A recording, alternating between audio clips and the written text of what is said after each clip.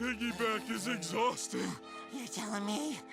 Hello everyone, SpongeStur here, and welcome back to QUICKTOONS. Today we're reviewing Welcome to the Bikini Bottom Triangle from SpongeBob SquarePants. In this episode, SpongeBob and friends have to find a way out of the Bikini Bottom Triangle. Alright, it's episode 2 of the Legends of Bikini Bottom miniseries, and while the first one was a bit uninteresting to talk about, this one is actually great. The reason why this episode works as well as it does can be chopped up to two reasons. The first one being that, well, it's very packed with humor, in the way that a classic episode of SpongeBob would be. Of course, I can't list every good joke here because that would be a very long list, so here are the highlights. SpongeBob saying he hopes they didn't lose the most nearest and dearest thing to them, only for Squidward to reply, "No, I'm right here." The offended quarter. Patrick flirting with the mermaids, which might be a bit controversial. I don't know the exact age gap here, but let's just say that if this episode aired in 2024, Patrick would never hear the end of it. I mean, there's also Mr. Krabs trying to talk to the mermaids and failing. Now, if Patrick's too old for the mermaids, then Mr. Krabs is definitely way too old. And also the weird ending involving Patrick hopping in a limo, implying that he has a very wealthy and successful life, which raises all sorts of questions. Maybe he runs a giant crypto scam or something. I also want to talk more in detail about this Charles character. He appears near the beginning to explain what's going on in the episode, and he also shows up at the end to stop Plankton. It's really unfortunate that this is his only appearance in the entire show, but I really love the fact that he's here for no explicable reason. Him telling the exposition while getting spit all over SpongeBob's face is one of the highlights of this episode, as well as him saying that catching Plankton means that the Krusty Krab has a vermin problem. Judging from what I've said in this review so far, this episode is very clearly absurd, which brings me to the second reason why it works. The absurdity of everything makes it so enjoyable. The fact that Mr. Krabs was already at the Bikini Bottom Triangle getting massaged by some random buff dude, and said buff dude was also sucked by the Bikini Bottom Triangle and apparently doesn't care that much. It's also so cool seeing all these random characters interact with each other. Like, is this the only time in the entire show where Pearl and Squidward have a bond? Not to mention all the funny dialogue involving SpongeBob trying to talk to the mermaids. Now, if I have a complaint, it would be that I wish there were more characters. Like, you could have thrown in Sandy or Mrs. Puff or Larry, you know, to make things more eventful and crazier. And on top of that, this episode deserves to be 22 minutes. I feel like this could have been a SquarePants family vacation of this miniseries. For how many jokes and plot points they throw in here, it feels like they still could have done even more. You're telling me SpongeBob, your fire deserved to be double length, but not this? I will never understand this company. Overall, yeah,